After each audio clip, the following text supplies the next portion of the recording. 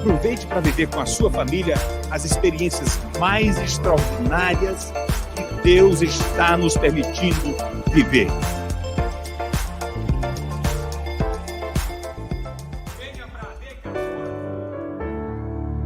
Glória a Deus, a paz do Senhor, meu irmão, minha irmã.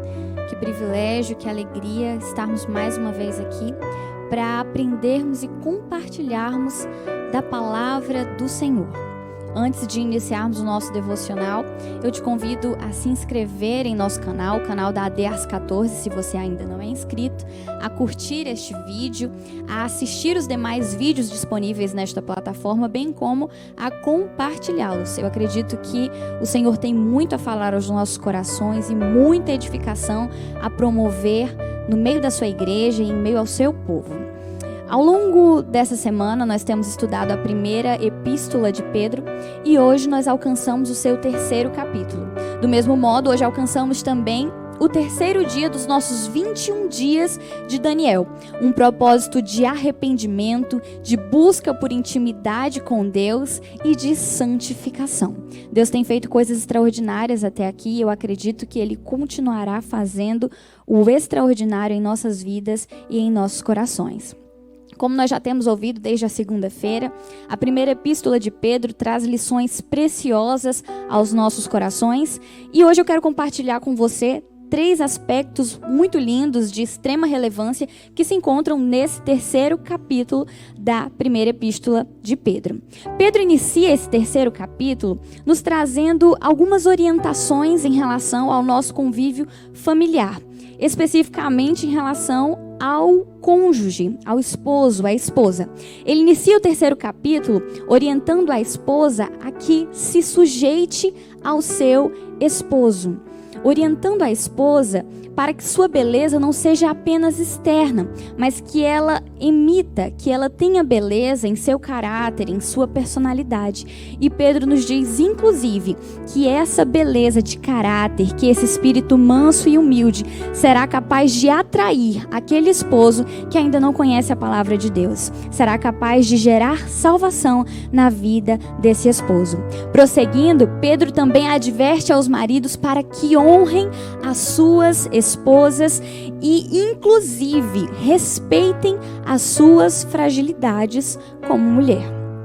Pedro prossegue neste capítulo, trazendo não só orientações para a vida conjugal, ele alcança também orientações para os nossos relacionamentos externos, para as nossas amizades, para o nosso convívio no trabalho e seja em qual for âmbito. E nós alcançamos então os versículos 8 e 9 deste capítulo que dizem o seguinte: E finalmente, sede todos de um mesmo sentimento, compassivos, amando os irmãos, entranhavelmente misericordiosos, ou seja, de todo o coração, e afáveis, não tornando mal por mal ou injúria por injúria, antes, pelo contrário, bendizendo, sabendo que para isto fostes chamados, para que por herança alcanceis a bênção. Como é lindo perceber que Pedro inicia esse capítulo nos chamando a uma renúncia, uma sujeição dentro do nosso lar, em relação ao nosso cônjuge. Mas ele prossegue nos falando também de uma renúncia em relação às demais pessoas. Ele nos fala de uma renúncia em nosso convívio social. Mas por que então que ele começa dentro de nosso lar? Porque é exatamente dentro do nosso lar, dentro da nossa família, que tudo começa. É lá que nós aprendemos a demonstrar amor.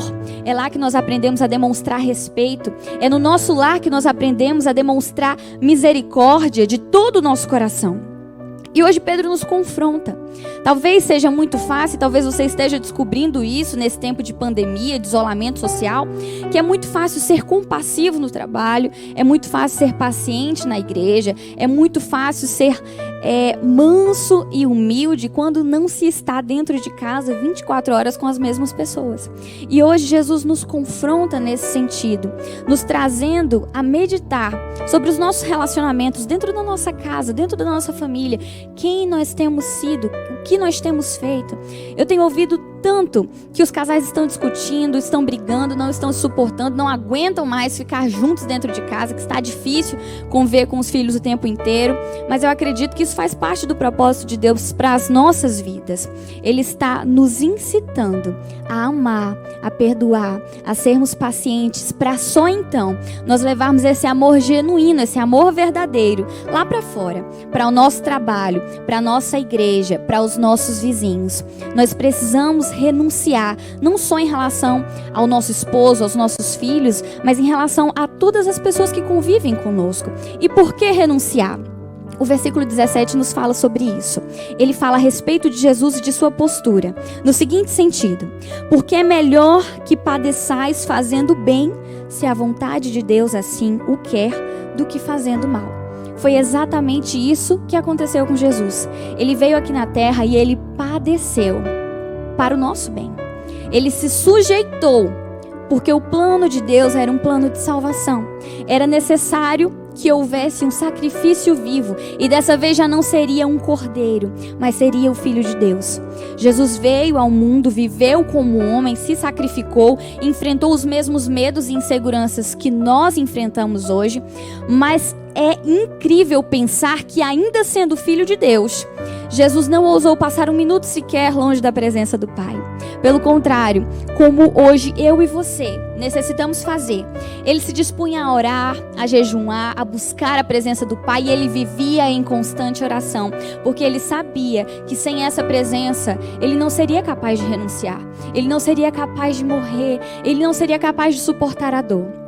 E o convite que Jesus nos faz hoje é exatamente que nós busquemos a sua presença, que nós sejamos tão cheios do Espírito Santo como Jesus era, a ponto de renunciar às nossas próprias vontades, para que nós possamos transmitir amor, paciência, compaixão e misericórdia, onde quer que você esteja, a começar do seu lar.